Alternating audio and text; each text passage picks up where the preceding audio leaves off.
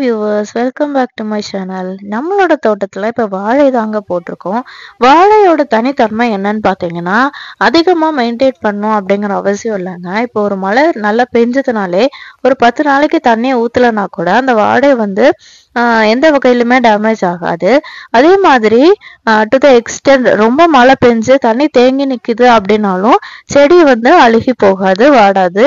So எல்லா நிலைமையிலுமே நமக்கு வந்து நல்லா வரக்கூடிய ஒரு செடி அப்படின்னு பாத்தீங்கன்னா அது வாழைதான். அதே மாதிரி மண்ணோட சத்து வந்து நிறைய இருக்கணும், அப்பதான் அது வரும் அப்படிங்கிறதும் கிடையாது. ஸோ எந்த மாதிரியான மண்ணுல வச்சாலும் அந்த வாழை வந்து நல்லா வரும். ஸோ அந்த வாழைக்கான பயன்கள் பத்தி நம்ம இப்ப பார்க்கலாம். நமக்கு தெரியாததே இல்லைங்க. வாழையோட எல்லா பார்ட்ஸுமே நமக்கு ஒரு வகையில நன்மை தரக்கூடியதா தாங்க இருக்கு. வாழைப்பூ, வாழைப்பழம், வாழை இலை, வாழைத்தண்டு, வாழைக்காய் எல்லாமே வந்து நமக்கு ஒவ்வொரு வகையில பயன் தரக்கூடியதா தாங்க இருக்கு.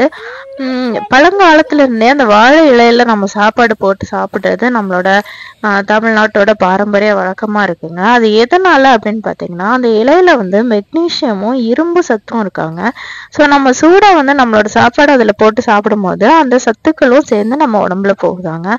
வாழைத்தண்டு பத்தி சொல்லவே வேண்டாம். கிட்னி ஸ்டோன் ப்ராப்ளம் இருக்கவங்களுக்கு எல்லாம் வாழைத்தண்டு ஜூஸ் கொடுப்பாங்க. ஸோ வாழைத்தண்டு ரொம்பவே சக்தி வாய்ந்ததா இருக்கு. அதுல நார் சத்துக்களும் இருக்கு. வாழைப்பழம் வந்துட்டு நம்ம உடம்புல வந்து தண்ணி சத்து இல்லை அப்படிங்கும் போது அந்த நீர் சத்து குறைபாடு இருக்கவங்களுக்கு வந்து குளுக்கோஸா வந்து அந்த வாழைப்பழம் பயன்படுதாங்க. அதே மாதிரி வாழைப்பூக்கள் வந்து தசைகளை உறுதிப்படுத்துமா.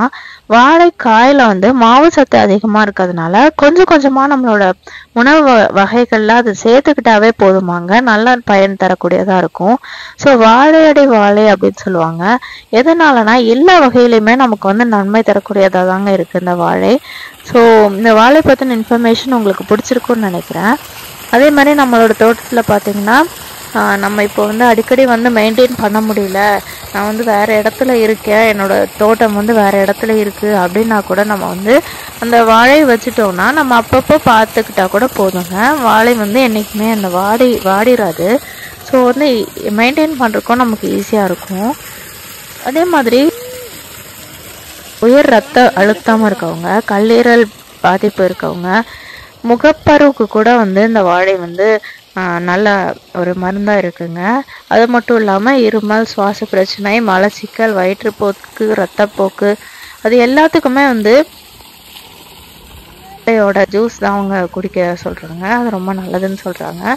ஸோ ஆயுர்வேதிக் மெடிசன்ல கூட வாழை இலை குளியல் அப்படின்னு சொல்லி பனானா பாத் அப்படின்னு சொல்லி ஒரு இது வந்து ரொம்ப ஃபேமஸா போய்கிட்டு இருக்கு.